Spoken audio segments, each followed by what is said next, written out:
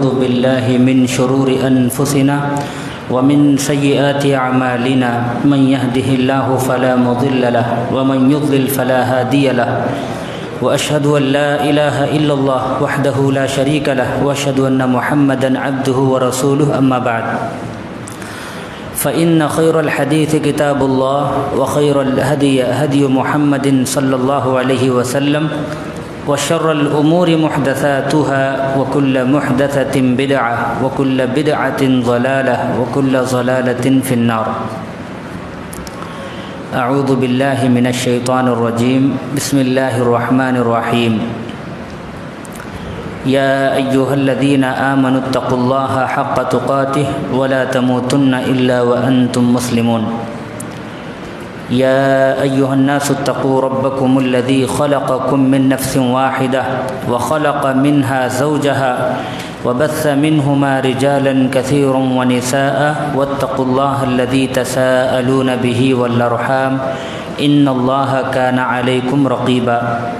يا أيها الذين آمنوا اتقوا الله وقولوا قولا سديدا يصلح لكم أعمالكم ويغفر لكم ذنوبكم ومن يطع الله ورسوله فقد فاز فوزا عظيما. محترم حضرات، میں سب سے پہلے اللہ رب العالمین کا شکر گزار ہوں. بعدہ مسجد کے اراکین اور مساجد اس مسجد کے ذمہ داروں کا بے حد ممنون و مشکور ہوں. انہوں نے مجھے آج کچھ کہنے کا موقع عنایت فرمایا. انشاءاللہ آج کے اس اجلاس میں میں عادت کے مطابق علم سے متعلق گفتگو کرنے کی کوشش کروں گا علماء کے بارے میں. کیا آپ علماء کے تعلق سے سننا پسند کریں گے؟ ان کی محنت. اللہ سے دعا کیجیے اللہ تعالیٰ مجھے حق اور سچ کہنے کی توفیق عطا فرمائے.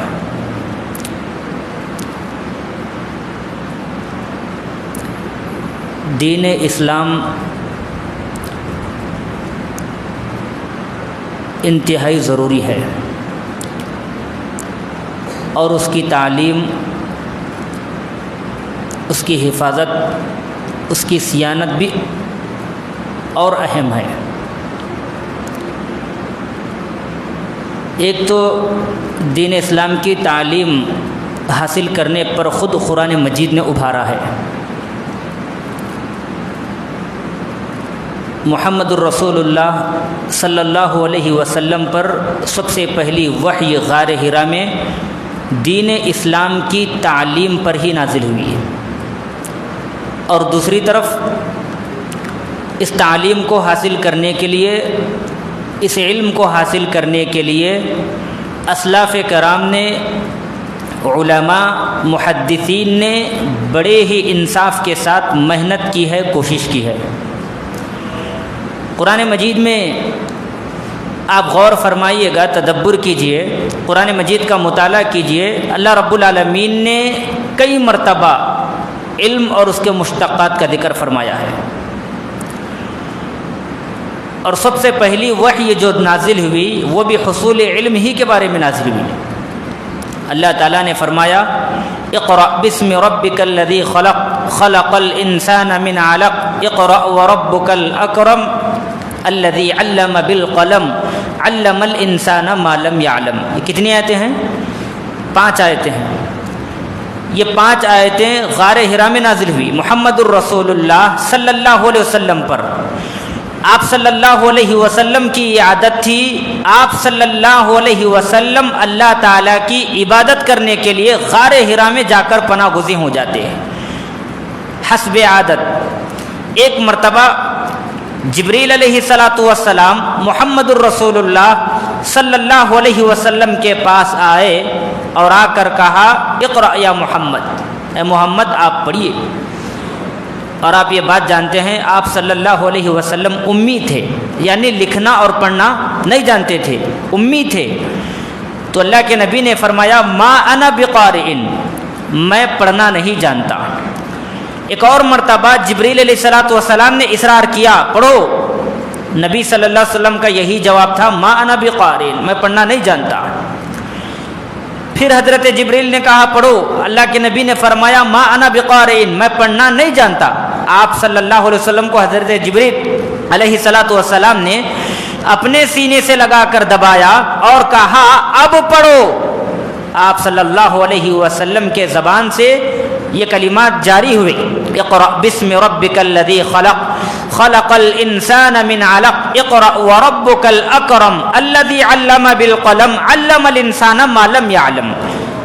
ان پانچوں آیتوں میں اگر غور کیا جائے تو اللہ رب العالمین نے امت مسلمہ کو علم کو حاصل کرنے کی ترغیب دلائی ہے، تلقین فرمائی ہے۔ اور ان پانچوں آیتوں میں سب سے پہلا جملہ جو کہا گیا وہ ہے اقرأ، آپ پڑھو۔ پڑھنے سے ہی ایک قوم ترقی کی منازل طے کر سکتی ہے، پڑھنے سے ہی ایک قوم سپر پاور بن سکتی ہے، پڑھنے کی وجہ سے ہی ایک قوم میں تہذیب و تمدن پایا جاتا ہے۔ اسی لیے اللہ رب العالمین نے ان پانچوں آیتوں میں حصول تعلیم کی امت مسلمہ کو خصوصاً ترغیب دی کہ اے امت مسلمہ کے لوگوں، اگر تمہیں ترقی کی جانب جانا ہے، اگر تمہیں لوگوں پر فتح حاصل کرنا ہے تو تمہارے لیے انتہائی ضروری ہے تم علم کو حاصل کرو۔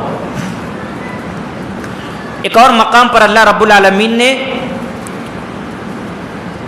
علم اور اہل علم کی فضیلت کو بیان فرمایا، اور میں سمجھتا ہوں اہل علم کی فضیلت کے سلسلے میں اس سے بہتر قرآن مجید میں کوئی دلیل ہو ہی نہیں سکتی۔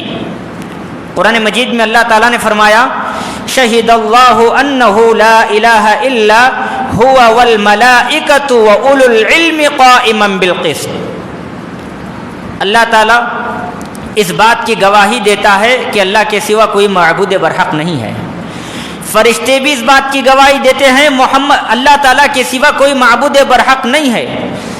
اللہ تعالیٰ اور فرشتوں کے بعد اللہ تعالیٰ کی وحدانیت کی گواہی دینے کے سلسلے میں جو فضیلت، جو مقام و مرتبہ اہل علم کو نصیب ہوا وہ کسی اور کو نصیب نہیں ہوا۔ یعنی اہل علم بھی اس بات کی گواہی دیتے ہیں اللہ تعالیٰ کے سوا کوئی معبود برحق نہیں ہے۔ یہ اہل علم کی فضیلت ہے۔ اس زمین پر، اس کائنات میں اہل علم ہی اللہ رب العالمین کی وحدانیت کی گواہی دیتے ہیں، اللہ کے سوا کوئی معبود برحق نہیں ہے۔ اس سے بڑھ کر مقام و مرتبے اور اس سے بڑھ کر فضیلت والی بات کیا ہو سکتی ہے علماء کے سلسلے میں۔ ایک اور مقام پر اللہ تعالیٰ نے فرمایا قل هل يستوي الذين يعلمون والذين لا يعلمون۔ اے محمد الرسول اللہ صلی اللہ علیہ وسلم آپ لوگوں سے کہہ دیجئے کیا جاننے والا اور نہ جاننے والا برابر ہو سکتے ہیں؟ عالم اور غیر عالم، علماء غیر علماء برابر ہو سکتے ہیں؟ ہرگز نہیں ہو سکتے۔ یہ فوقیت، یہ برتری اللہ رب العالمین نے علماء کو عطا فرمائی ہے۔ هل يستوي الذين يعلمون والذين لا يعلمون، علماء اور غیر علماء، عالم غیر عالم، جاننے والے اور نہ جاننے والے دونوں برابر ہو ہی نہیں سکتے۔ کیوں؟ اس لیے کہ عالم کے مقام و مرتبے کو اللہ رب العالمین نے عطا فرمایا ہے، اور اس مقام کو، اس مرتبے کو، اس فضیلت کو، اس اہمیت کو کوئی چھین نہیں سکتا۔ یہی وجہ ہے قرآن مجید کے ایک اور مقام پر اللہ تعالیٰ نے فرمایا یرفع اللہ الذین آمنوا منکم والذین اوتوا العلم درجات۔ اللہ تعالیٰ اہل علم کے اور اہل ایمان کے درجات کو بلند کرتا ہے۔ اس آیت کریمہ میں نقطے کو غور فرمائیے گا۔ ایک عالم ہے، مومن ہے، اور ایک مومن ہے، غیر عالم ہے۔ درجات تو دونوں کے بلند ہے، دونوں مومن ہیں، لیکن ایک مومن کے عالم ہونے کی وجہ سے اللہ رب العالمین غیر عالم مومن پر ایک عالم مومن کی فوقیت کو ثابت کیا ہے۔ اسی طرح ایک مقام پر اللہ تعالیٰ نے فرمایا انما یخشی اللہ من عبادہ العلماء۔ اس روئے زمین پر حقیقی معنوں میں، یقینی معنوں میں ڈرنے والے اللہ تعالیٰ سے علماء ہے۔ ایک سوال پیدا ہو سکتا ہے، کیا غیر عالم اللہ تعالیٰ سے نہیں ڈرتے؟ بتائیے۔ غیر عالم بھی اللہ تعالیٰ سے ڈرتے ہیں، لیکن علم کی روشنی میں، علم کے اعتبار سے جو خوف، جو خشیت، اللہ تعالیٰ کا جو ڈر علماء رکھتے ہیں وہ غیر علماء نہیں رکھ سکتے۔ تو علم کی روشنی میں ایک عالم اللہ تعالیٰ سے زیادہ ڈرتا ہے۔ اور آپ صلی اللہ علیہ وسلم نے ارشاد فرمایا، حدیث ہے، من سلک طریقا یلتمس فیہ علما سہل اللہ لہ بہ طریقا الی الجنہ۔ دیکھیے یہ بھی علم کو حاصل کرنے والوں کی فضیلت ہے، اور ایسی فضیلت دنیا میں کسی کو نصیب نہیں ہوئی۔ اللہ کے نبی نے فرمایا، ابو ہریرہ سے روایت ہے، جو آدمی حصول علم کے لیے راستے پر نکلتا ہے تو اللہ تعالیٰ اس کی بدولت اس کے لیے جنت کے راستے کو آسان کر دیتا ہے۔ کون سا ایسا سفر ہے دنیا میں جو انسان سفر کے لیے نکلے اور اللہ تعالیٰ اس کے لیے جنت کے راستے کو آسان کر دے؟ کوئی بھی سفر نہیں۔ یہ علم کا سفر ہے، علم کا راستہ ہے۔ جو انسان حصول علم کے لیے نکلتا ہے تو اللہ تعالیٰ اس کے لیے جنت کے راستے کو آسان کر دیتا ہے۔ جنت کا راستہ کیسے آسان ہوتا ہے اس کے لیے؟ علم سے ایک انسان کو جنت کو حاصل کرنے کی اور جہنم سے بچنے کی تمیز ہوتی ہے۔ اس اعتبار سے ایک مومن عالم آسانی کے ساتھ حسن عمل کرتے ہوئے جنت کے راستے کو پا لیتا ہے، اور اس کے علاوہ اس کی فضیلتیں بھی اور ہیں۔ ایک اور حدیث میں ابو امامہ الباہلی رضی اللہ تعالیٰ عنہ سے روایت ہے، وہ کہتے ہیں اللہ کے نبی نے فرمایا، ان اللہ وملائکتہ واہل السماوات والارض حتی النملة فی جحرها وحتی الحوت لیصلون علی معلم الناس الخیر۔ دیکھیے اس حدیث میں بھی علماء اور طالبان علوم نبویہ کی فضیلت ہے۔ اس حدیث میں اللہ کے نبی نے فرمایا، اللہ تعالیٰ، فرشتے، زمین و آسمان کی تمام چیزیں، یہاں تک کہ چیونٹیاں بھی اور مچھلی بھی طالبان علوم نبویہ کے لیے دعائے خیر کرتی رہتی ہے۔ یہ حصول علم کی فضیلت ہے، یہ علماء اور علم حاصل کرنے والوں کی فضیلت ہے۔ جو بھی انسان اللہ تعالیٰ کا علم حاصل کرنے کے لیے، شریعت کا علم حاصل کرنے کے لیے، دین اسلام کا علم حاصل کرنے کے لیے نکلتا ہے تو اللہ تعالیٰ، فرشتے اور زمین و آسمان کی تمام چیزیں، یہاں تک کہ چیونٹیاں اور مچھلیاں بھی اس کے لیے دعائیں کرتی رہتی ہیں، اور یہ مقام و مرتبہ صرف علماء کو اور علم حاصل کرنے والوں کو ملا ہے۔ یہ علم حاصل کرنا جتنا مشکل ہے،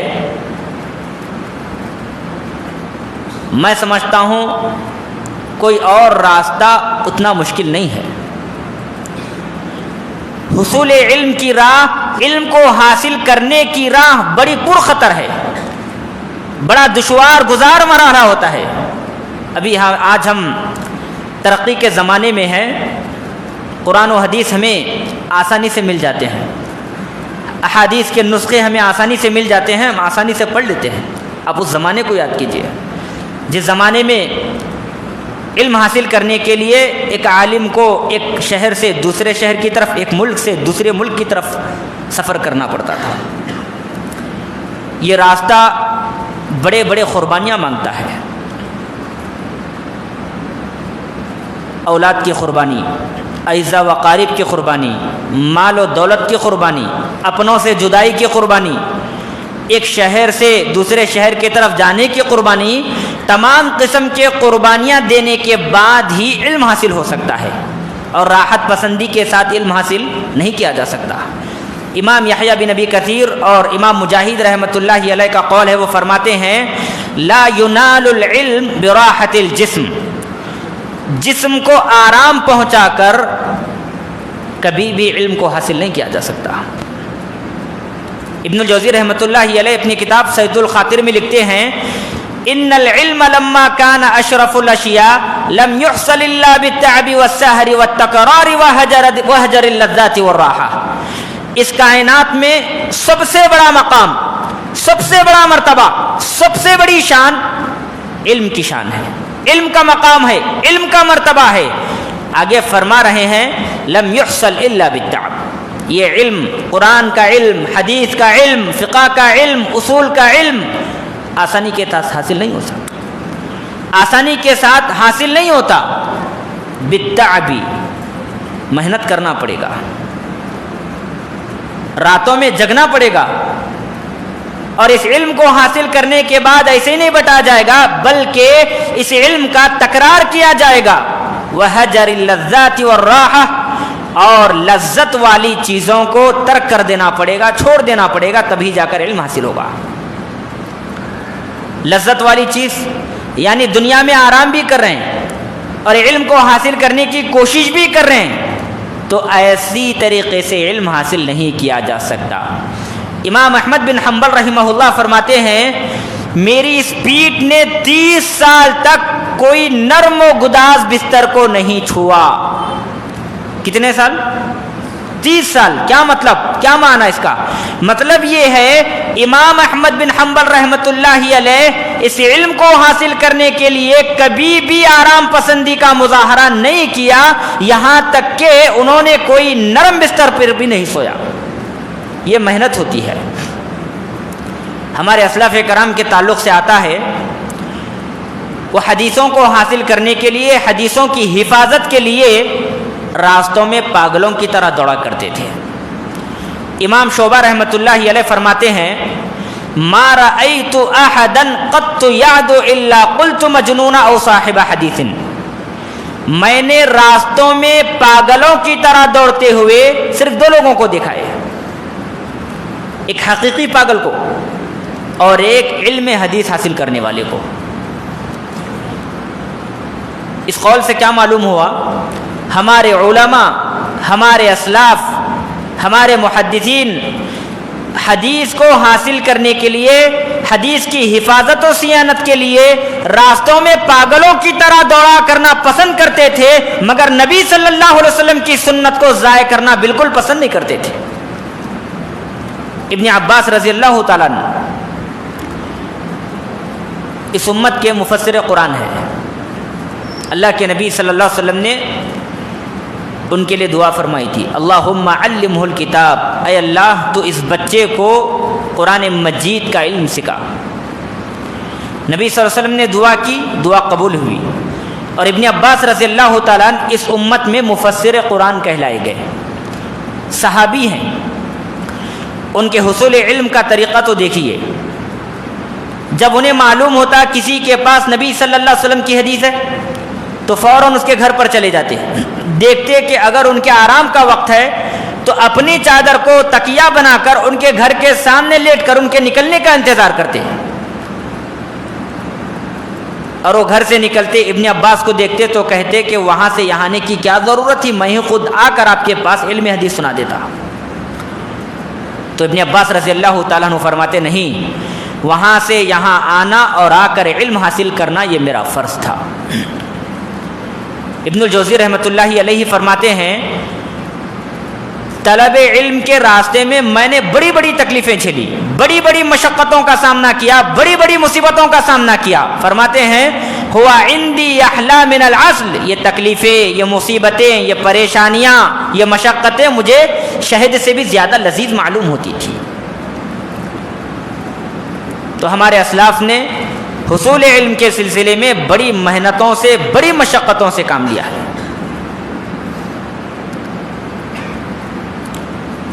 ابن طاہر رحمۃ اللہ علیہ کے تعلق سے آتا ہے، وہ فرماتے ہیں طلب علم کے راستے میں مجھے 2 مرتبہ خون کے پیشاب ہوئے۔ کتنی مرتبہ؟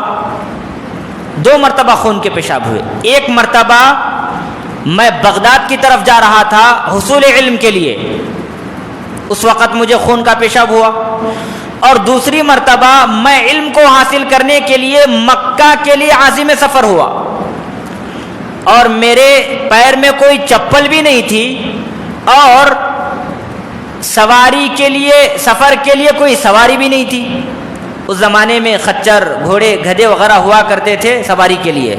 وہ فرما رہے ہیں جب میں مکہ کے لیے نکلا علم حاصل کرنے کے لیے، اس وقت نہ میرے پاس سفر کے لیے کوئی سواری تھی اور نہ پیروں میں میرے کوئی چپل تھی، یعنی میں ننگے پیر جا رہا تھا، اور مکہ کی ریت بھی بڑی گرم تھی، شدت کی دھوپ تھی، اور اسی شدت دھوپ کی وجہ سے مجھے خون کا پیشاب جاری ہوا۔ اللہ اکبر!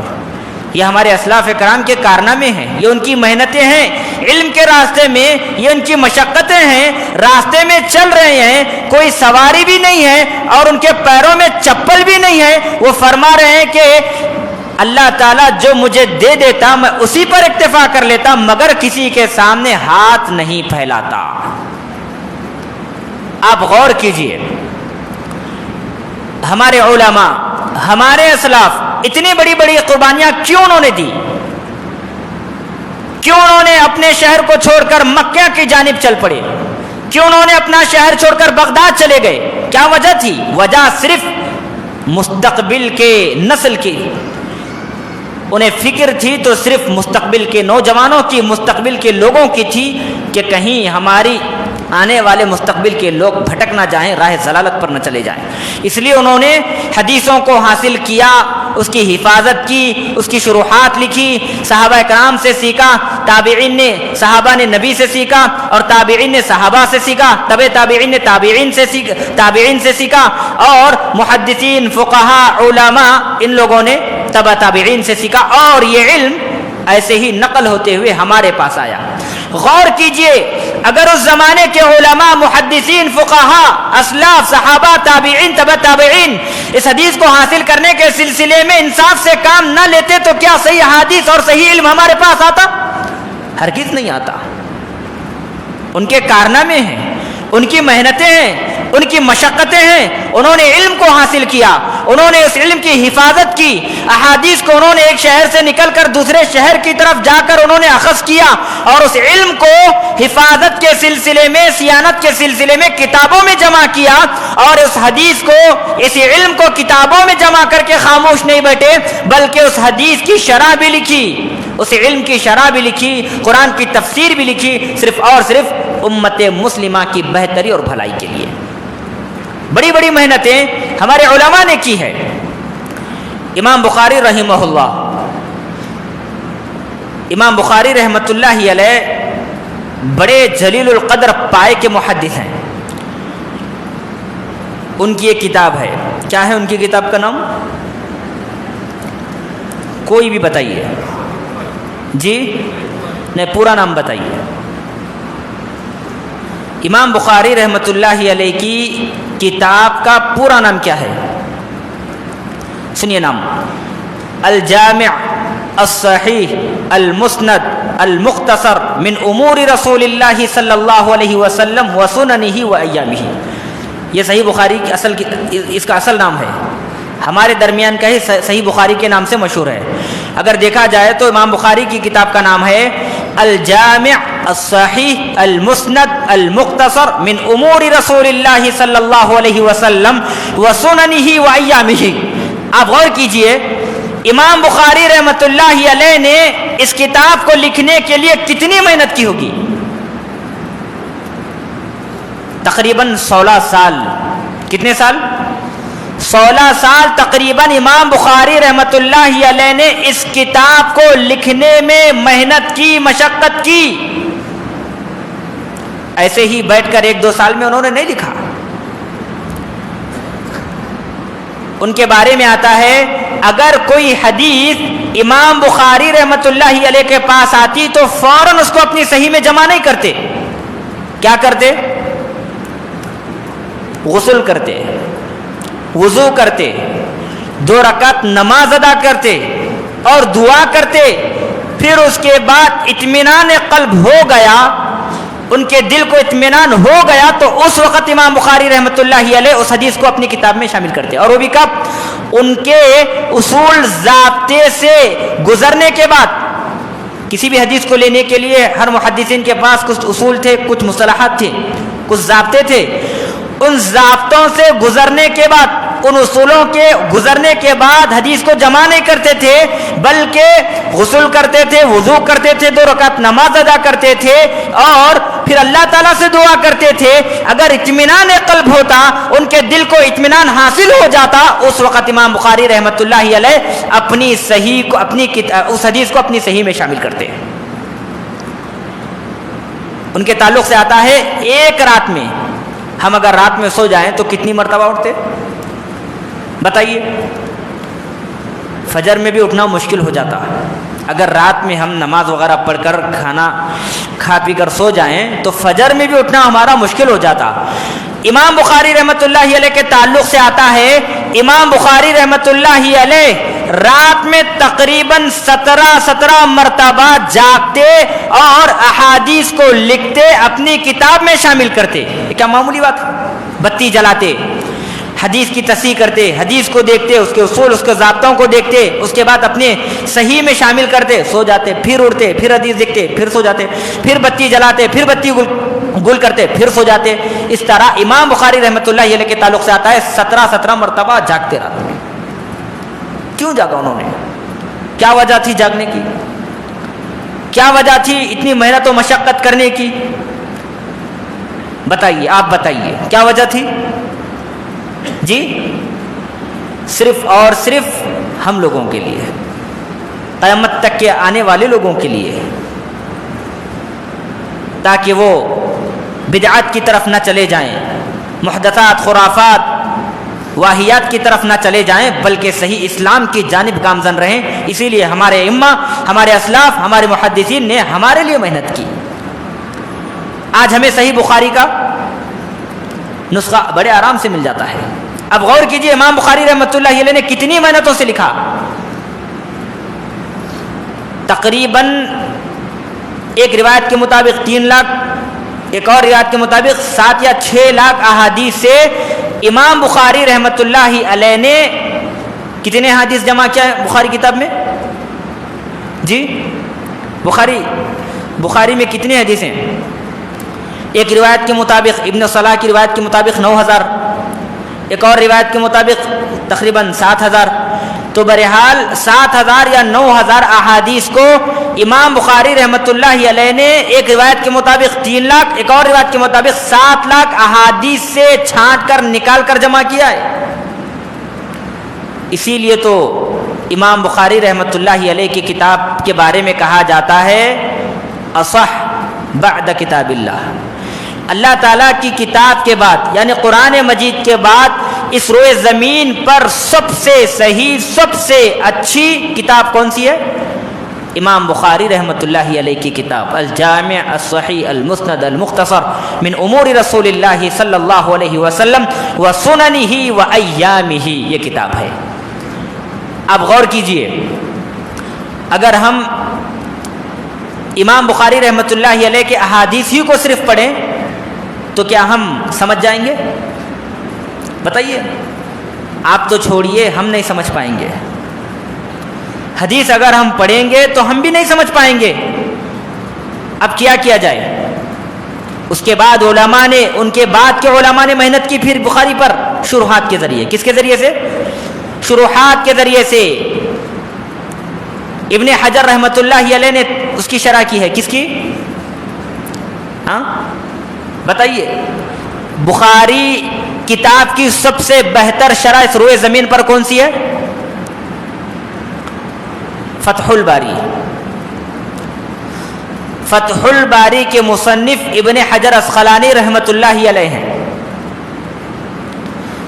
ابن حجر اسقلانی رحمۃ اللہ علیہ نے فتح الباری لکھی ہے، اس کے کئی جلد ہیں، کئی جلدوں پر انہوں نے لکھا ہے۔ اور آج اگر کوئی عالم بخاری رحمۃ اللہ علیہ کی کتاب بخاری کو پڑھتا ہے اور اس حدیث کو سمجھنے کی کوشش کرتا ہے تو اسے ضروری ہے اس کے لیے وہ کدھر چلا جائے؟ بخاری کی شرح فتح الباری کے طرف۔ جب تک ایک انسان نہ چلا جائے تب تک اس کو بخاری بھی سمجھ میں آنے والی نہیں ہے۔ تو امام ابن حجر اسقلانی رحمۃ اللہ علیہ نے بخاری کے احادیث پر، بخاری کتاب پر زبردست محنت و مشقت سے کام لیا ہے اور ایک کتاب لکھی فتح الباری۔ اور فتح الباری لکھنے کے لیے کتنی محنت نہیں کرنی پڑی ہوں گی، غور کیجیے آپ۔ یہ اور بڑا محنت کا کام تھا جو ابن حجر اسقلانی رحمۃ اللہ علیہ نے کر کے دکھایا۔ آپ جب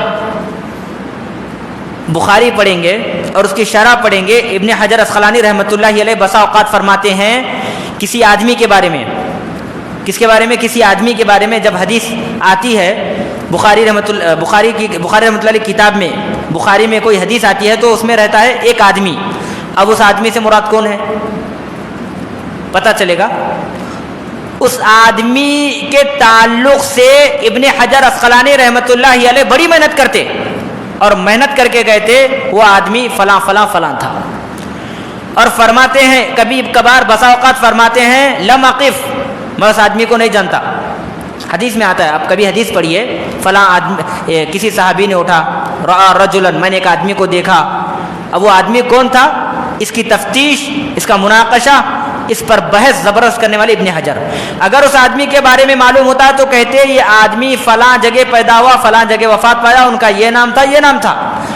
اور اگر انہیں کبھی معلوم نہ ہو تو کہتے لم اقف. کیا کہتے؟ لم اقف، میں نہیں جانتا، میں واقف نہیں ہوں. اور آپ جانتے ہیں لم اقف کتنا چھوٹا جملہ ہے، کتنا چھوٹا جملہ ہے، دو جملوں سے بن رہا ہے. لم اقف، میں نہیں جانتا اس آدمی کو. اس کے پیچھے بڑی محنتیں ہیں. صرف لم اقف کہنے کے لیے ابن حجر کہتے ہیں کہ بسا اوقات ابن حجر عسقلانی رحمۃ اللہ علیہ لم اقف ایک چھوٹا سا جملہ کہنے کے لیے 30,000 اجزاء کا مطالعہ کرتے. کتنے؟ 30,000 چھوٹے چھوٹے اجزاء کا مطالعہ کرنے کے بعد کہتے لم اقف، میں اس آدمی کو نہیں جانتا. اتنی محنتیں ہمارے علماء کرام نے کی ہیں، بڑی بڑی محنتیں ہمارے علماء کرام نے کی ہیں. اور اسی طرح امام مجاہد رحمۃ اللہ علیہ کے تعلق سے آتا ہے، ابن القاسم محمد بن قاسم رحمۃ اللہ علیہ کے تعلق سے آتا ہے، انہیں ایک مرتبہ علم حاصل کرنے کا جذبہ ہوا. شادی شدہ تھے، نئی نئی شادی ہوئی تھی.